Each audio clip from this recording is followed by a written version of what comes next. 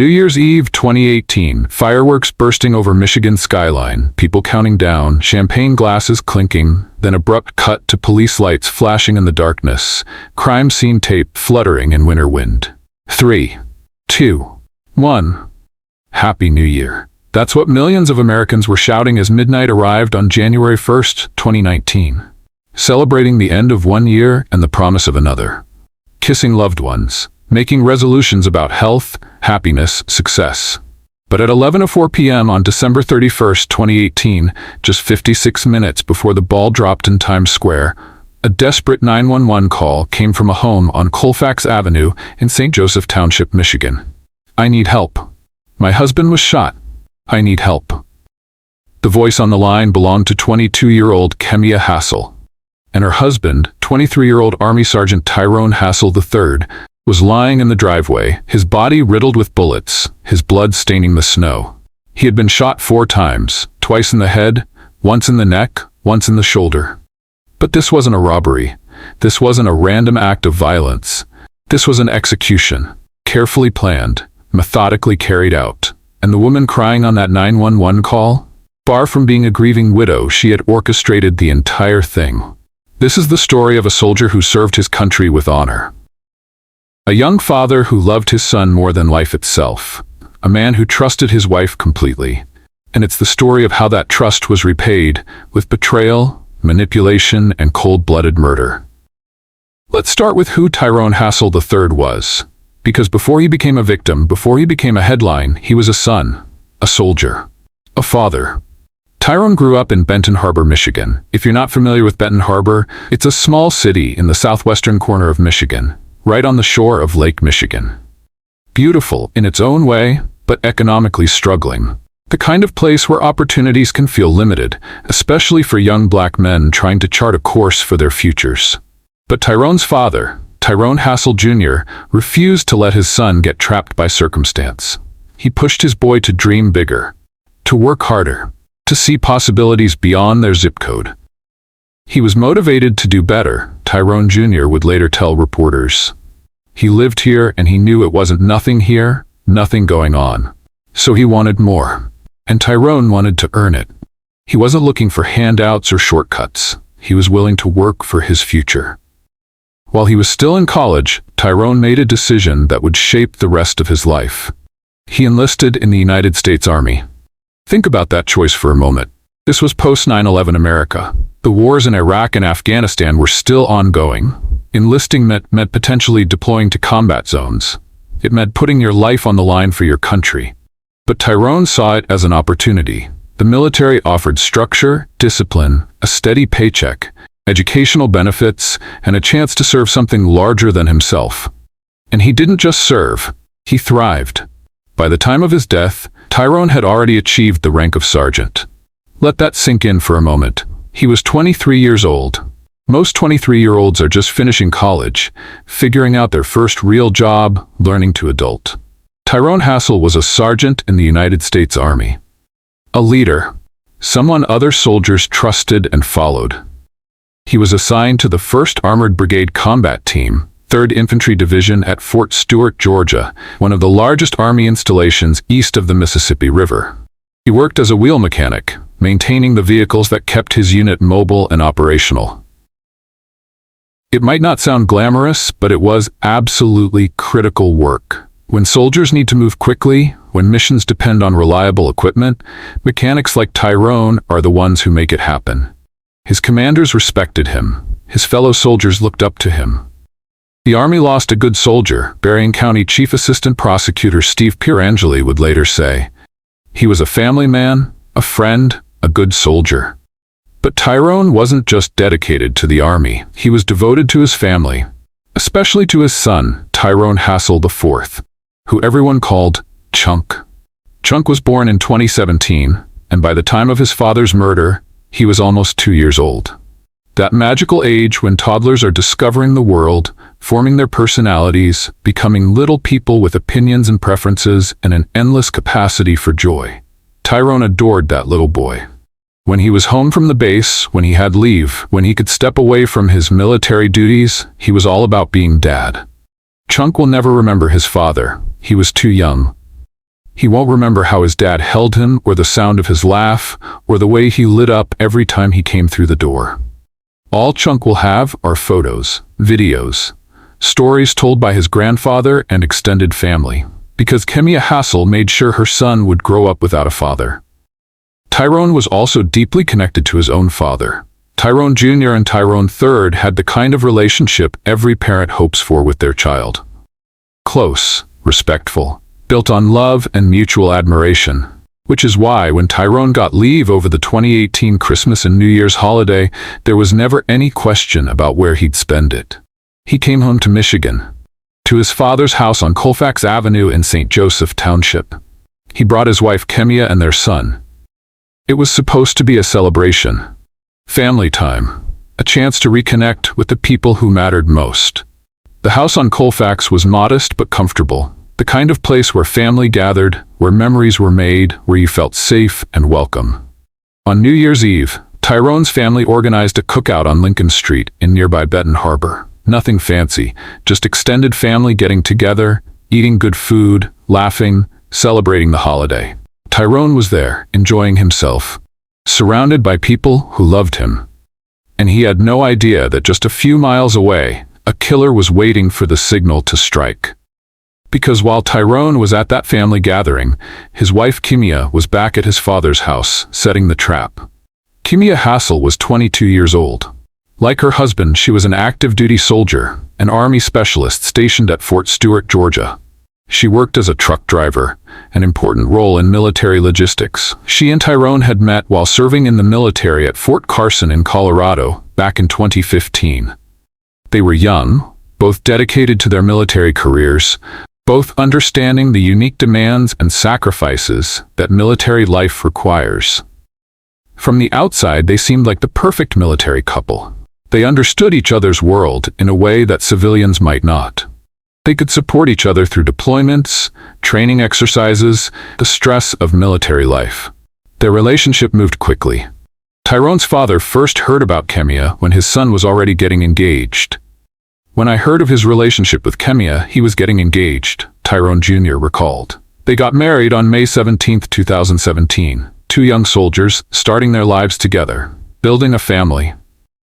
And the Hassel family welcomed Kemia with open arms. This is important to understand. Tyrone's family didn't just tolerate her, they embraced her, made her one of their own. "We took her in as one of our own," Tyrone Jr. would later say, the pain evident in his voice. "I felt like their marriage was great. I've got a good marriage, and I felt like they were doing just as good as me, if not better. I never seen them argue." From his perspective, his son had found a good partner. Someone who understood military life, who was building a career alongside Tyrone, who had given them a beautiful grandson. But Kemia was hiding something. Something dark. Something that would eventually destroy everything. During police interrogation after her arrest, Kemia admitted that she was unhappy in her marriage. She told Detective Mike Lanier that Tyrone worked long hours, that she felt unsupported, that she was stressed about raising their one-year-old son essentially alone while both of them juggled military duties. Now, let's be clear about something. Many military spouses feel this way. Deployments are hard. Long hours are hard. Raising children while both parents are active duty is incredibly challenging. Most people in those situations try to work through it. They communicate, they seek counseling, they lean on their support systems, they make adjustments. Kemia chose a different path. When asked by police why she didn't just divorce Tyrone if she was so unhappy, her answer was chilling in its honesty. She didn't want to divorce him because then she wouldn't get his life insurance money. Let me repeat that. She told police that the reason she didn't pursue a divorce was because she wanted the $400,000 life insurance benefit that would come if Tyrone died. This wasn't about love gone wrong. This wasn't about a relationship that had broken down over time. This was about cold, calculated financial gain. But there was another factor, another person who entered the picture and gave Kemia something she claimed she wasn't getting from her husband. Attention, affection, and a willingness to do absolutely anything for her. His name was Jeremy Cuellar. And together, Kemia and Jeremy would plot one of the most disturbing military murders in recent history. Jeremy Cuellar was 24 years old. Like the Hassels, he was stationed at Fort Stewart, assigned to the same unit, the 1st Armored Brigade Combat Team, 3rd Infantry Division.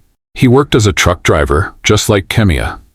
They worked alongside each other daily, saw each other in the dining facilities, at unit formations, during training exercises. Military bases, especially large ones like Fort Stewart, have a particular social dynamic. People live and work in close proximity. Your coworkers are also your neighbors. The people you train with are the people you eat meals with. The people you see at the gym, the people you run into at the on-base shopping center.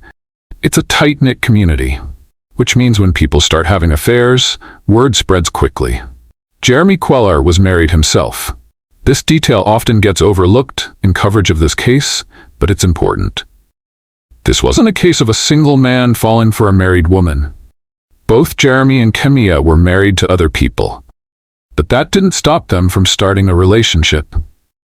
The affair began in earnest while all three, Tyrone, Kemia, and Jeremy, were deployed to South Korea between February and October 2018. Now, deployments to South Korea aren't like deployments to active combat zones.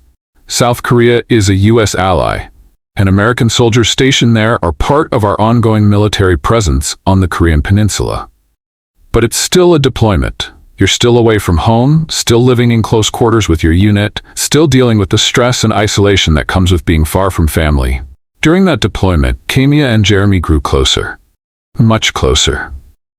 Army Corporal Tanya Butler testified at the preliminary hearing that she was aware of their relationship. She'd seen them together. In fact, she told the court that she'd witnessed them in bed together on multiple occasions while they were stationed in Korea. This wasn't just emotional intimacy. This was a full-blown physical affair, and it wasn't particularly secret. Multiple soldiers in their unit knew about it, which raises a question that haunts this case. Did Tyrone know? Some reports suggest he did, that rumors had reached him about his wife's relationship with Jeremy.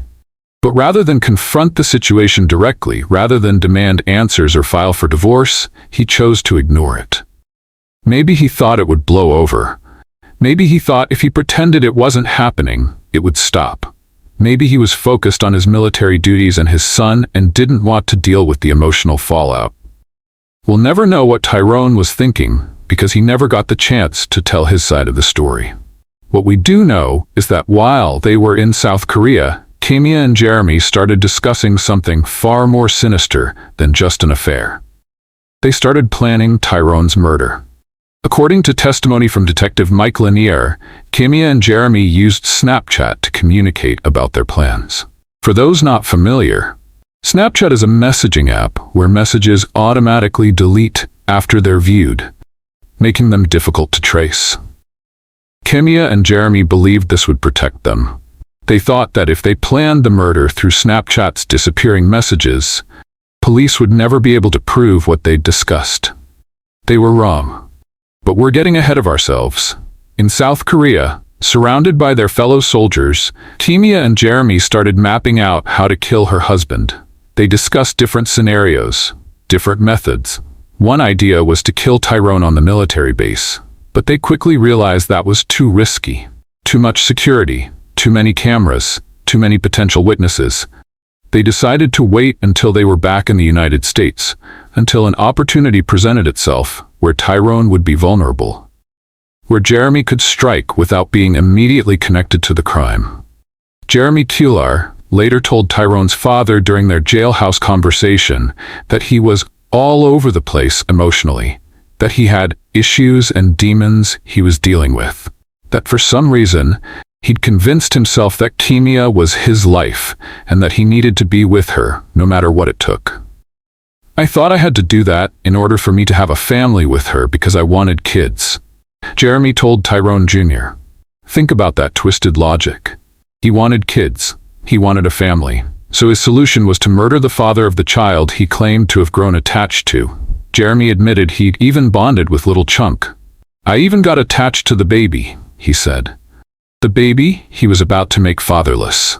When the deployment to South Korea ended in October 2018 and the unit returned to Fort Stewart, the planning continued. Now, they just needed the right moment. That moment came with the Christmas and New Year's holiday leave. December 2018, the holiday season. For most military families, this is a time of joy. Soldiers coming home on leave, families reuniting, time to relax and celebrate before returning to duty. For Kemia Hassel, it was the perfect opportunity to put her murder plan into action. Tyrone requested leave to spend the holidays with his family in Michigan.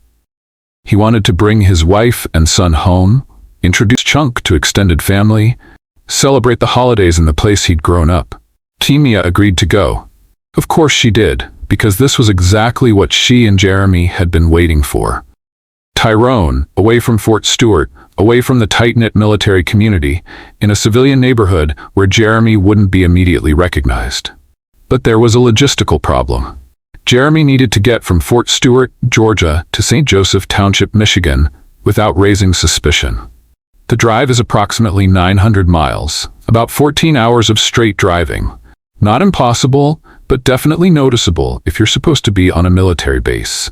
Jeremy came up with a solution. He told people he was going to Chicago to visit family over the holidays. Chicago is only about 90 miles from St. Joseph Township, less than 2 hours of driving. So if anyone asked, that's where he was, visiting relatives in Chicago. Perfectly innocent. What Jeremy actually did was drive to the Chicago area, then make repeated trips to stake out Tyrone's father's house on Colfax Avenue. And Kemia was feeding him information the entire time.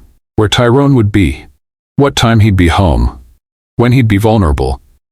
According to Kemia's confession to police, Jeremy made 4 separate trips to Michigan between December 19th and December 31st, 2018.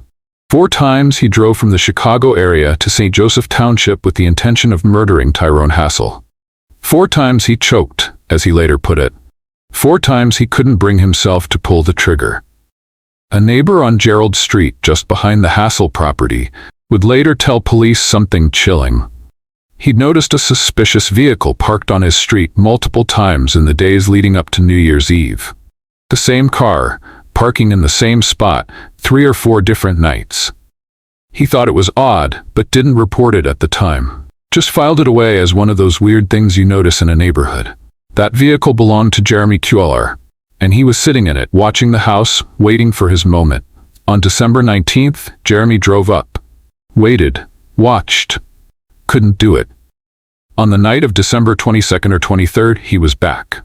Same result. Again on December 26th or 27th. Same location, same vehicle, same inability to follow through. By December 30th, Kemia was getting frustrated. She'd been sending Jeremy updates, telling him when Tyrone would be alone, when he'd be vulnerable. But Jeremy kept hesitating. Army Corporal Tanya Butler testified that Jeremy had told her about the plot. He said that him and Kemia Hassel had a plot on when her husband goes on leave. She's going to say the whereabouts of where her husband is going to be at, and either he himself is going to go and shoot him, or he was going to get someone else to do the job, Butler told the court. Think about how casual that sounds. Like they're discussing running an errand, not committing murder. Another soldier, Army Specialist Jaquan Hamilton, also knew about the plan. In fact, after the murder, Hamilton was so frightened that he might be next that he contacted Army Criminal Investigation Division himself. Multiple people knew something was going to happen, but no one stopped it. New Year's Eve arrived, December 31st, 2018, the last day of the year. Jeremy Cuellar had driven up to Michigan one more time. This would be his 6th attempt. His last chance before the holiday leave ended and everyone returned to Fort Stewart. And this time, everything came together. December 31st, 2018. Tyrone Hassel spent most of the evening at a family cookout on Lincoln Street in Benton Harbor. His extended family had gathered to celebrate the holiday together. Food, conversation, laughter, the kinds of simple pleasures that matter when you're in the military and don't get to see your family often. Kemia stayed back at Tyrone's father's house on Colfax Avenue with Chunk. She said she wasn't feeling well, that she wanted to rest, that she'd see everyone tomorrow. But Kemia wasn't resting. She was monitoring the clock. staying in communication with Jeremy, waiting for the right moment. Around 10:45 p.m., a neighbor on Gerald Street went to bed. Before he did, he looked out his window and noticed that suspicious vehicle again. The same one that had been parking in the same spot for days. Parked in the driveway of 2054 Gerald Street, which was vacant. The neighbor watched as a man got out of the vehicle, approximately 5'9" tall, medium build, wearing dark clothing. The man walked down Gerald Street toward Delaware Avenue, then turned east onto Delaware. The neighbor thought it was odd, but he was tired. He went to bed. 10 minutes later, he heard what he described as 6 loud gunshots. Back at the cookout, Tyrone's phone rang. It was Kemia. She was hungry, she said. Could he bring her some food from the party? It was such a simple request. The kind of thing married couples do for each other all the time. Your spouse isn't feeling well. You're at a gathering. You grab them a plate. Tyrone didn't hesitate. He fixed his wife a plate of food. He said goodbye to his family, told them he'd be back soon. Got in his pickup truck and drove the short distance from Lincoln Street back to Colfax Avenue. He pulled into his father's driveway. He got out of the truck, carrying the plate of food. He walked to the front door. He went inside and delivered the food to Kemia. Then Tyrone turned around. He walked back toward the front door. He was going to go back to the party. Back to his family. Back to the celebration. He opened the door, stepped outside, and Jeremy Cuellar was waiting for him. What happened next was captured in forensic detail by investigators. By the position of shell casings, by blood spatter patterns, by the wounds on Tyrone's body.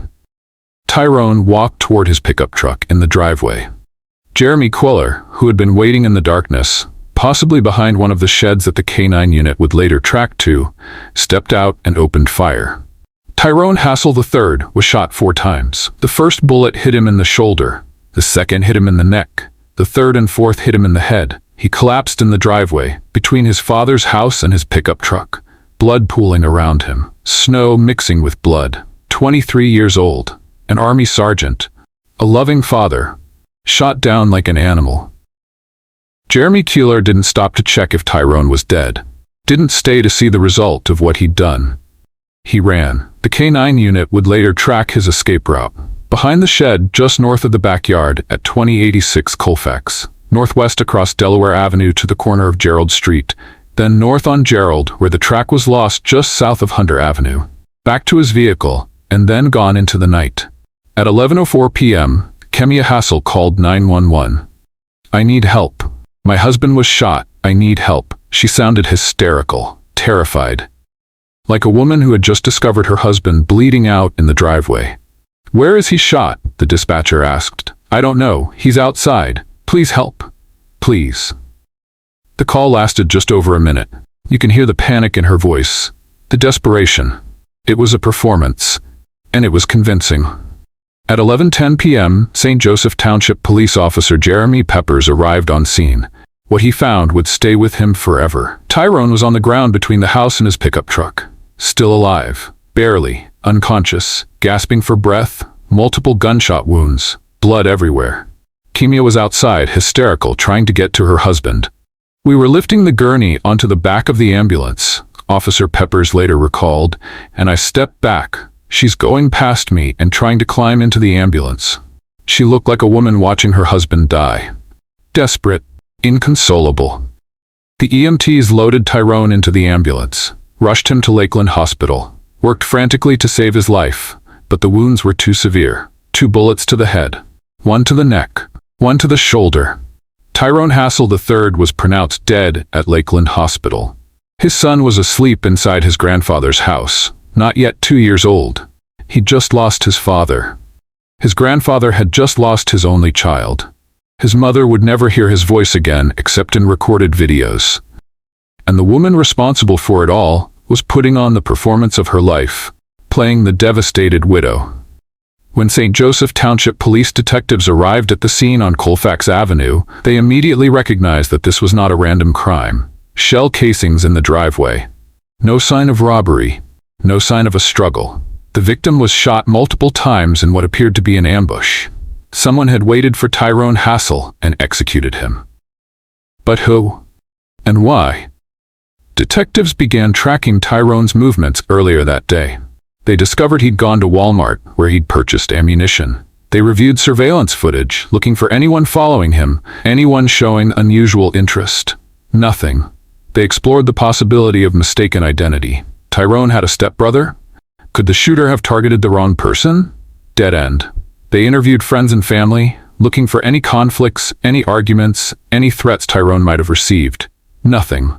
Days passed. The case was going cold.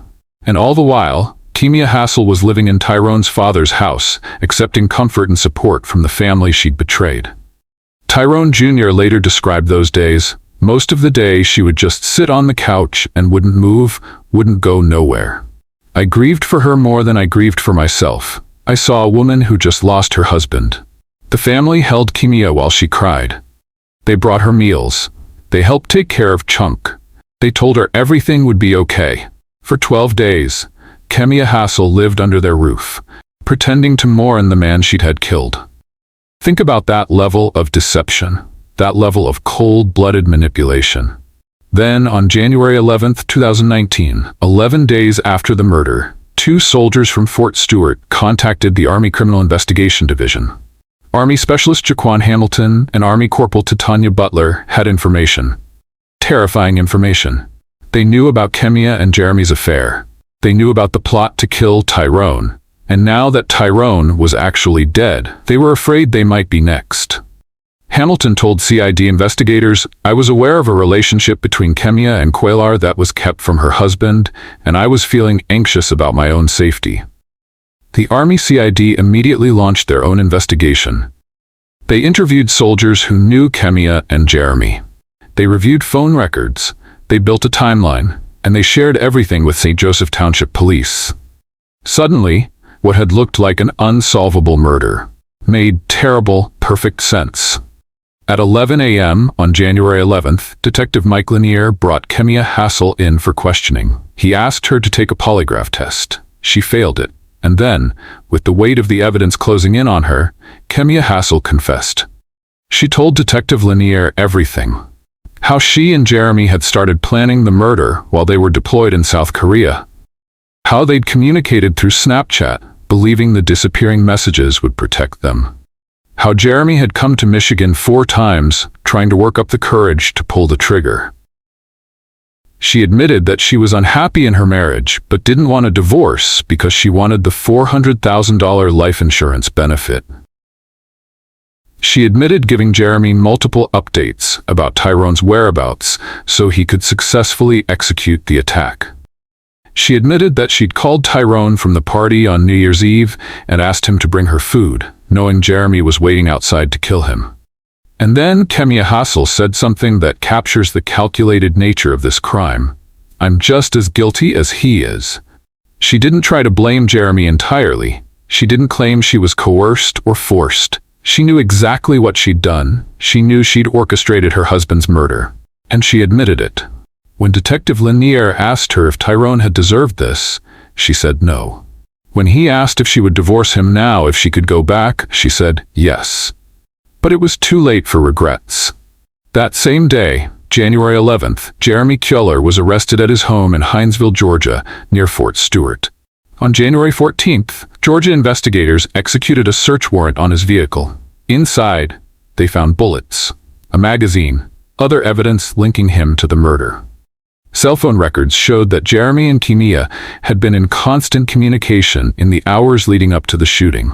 Toll booth records showed Jeremy's vehicle traveling between Chicago and St. Joseph Township multiple times in late December. The case was solved. Less than 2 weeks after Tyrone's murder, both killers were in custody. On January 14, 2019, Kemia Hassel and Jeremy Cuellar were formally charged with first-degree premeditated murder. Jeremy also faced a felony firearm charge. Their preliminary hearing in February 2019 revealed even more disturbing details. Testimony showed that the affair was an open secret among their unit. Multiple soldiers knew. Multiple soldiers had been told about the murder plot. Army Corporal Tanya Butler testified. He said that him and Kemia Hassel had a plot on when her husband goes on leave. She's going to say the whereabouts of where her husband is going to be at, and either he himself is going to go and shoot him, or he was going to get someone else to do the job. One witness even testified that she had also had a sexual relationship with Jeremy Cuellar, and that he'd told her about his plans with Kemia. The alleged love triangle was even more complicated than initially reported. Judge Sterling Schrock, presiding over the preliminary hearing, called the murder plot well thought out. He found sufficient evidence to bind both defendants over for trial. Jeremy Cuellar's trial was scheduled for August 2019. But before it could begin, Jeremy's attorney approached prosecutors with an unusual request. Jeremy wanted to plead guilty, but he had a condition. He wanted to speak with Tyrone Hassel Jr. He wanted to apologize face-to-face. Tyrone Jr. agreed. The conversation lasted 56 minutes. It was recorded and later made public.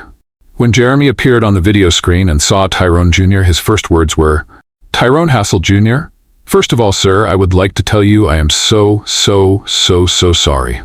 For nearly an hour, Jeremy poured out his confession, his regrets, his twisted justification for what he'd done. He told that Tyrone Jr. that he'd fallen in love with Kemia, that he thought he needed to kill Tyrone in order to have a family with her, that he'd even grown attached to little Chunk. "I thought I had to do that in order for me to have a family with her, because I wanted kids," Jeremy said. He described his emotional state. "I had issues already. I was all over the place. For some reason, I thought Kemia was my life." He claimed Kemia had manipulated him, that she'd told him Tyrone didn't care about her or their son, which wasn't true.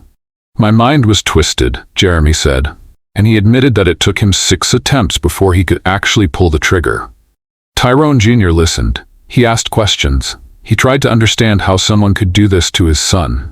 At one point, he asked, "After all that, you all thought that you all could live happily ever after?"